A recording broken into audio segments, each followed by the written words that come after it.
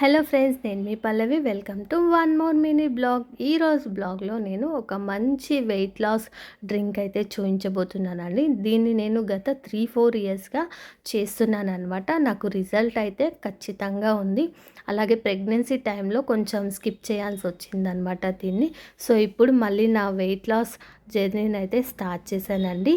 ఏం లేదండి, మనకి సబ్జా గింజలు, చియా సీడ్స్ అంటాం కదా. సో వాటిని ఒక స్పూను ఒక వాటర్ గ్లాస్లో వేసేసుకోవాలి. ఒక గ్లాస్ ఆఫ్ వాటర్లో ఒక స్పూన్ సబ్జీ గింజలు వేసేసుకొని నైట్ నానబెట్టేసుకోండి. ఇక్కడ నేను నైట్ నానబెట్టేసుకొని నెక్స్ట్ డే మార్నింగ్ చూపిస్తున్నాను మీకు.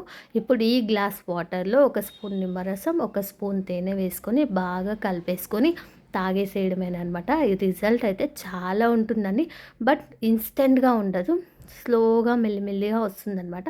అలాగే మనం తినే ఫుడ్ని కూడా సగానికి పైగా తగ్గించేయాలండి. ఇప్పుడు మనం ఒక 4 దోసలు తిన్నామనుకోండి ఇంట్లో చేసినవి, మీరు బ్రేక్ఫాస్ట్లో 2 దోసలు మాత్రమే తీసుకోండి.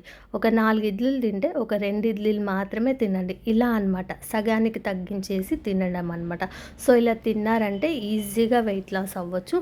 అలాగే నా దగ్గర ఇంకా కొన్ని డ్రింక్స్ కూడా ఉన్నాయండి వెయిట్ లాస్ అవి నెక్స్ట్ వీడియోలో చెప్తాను.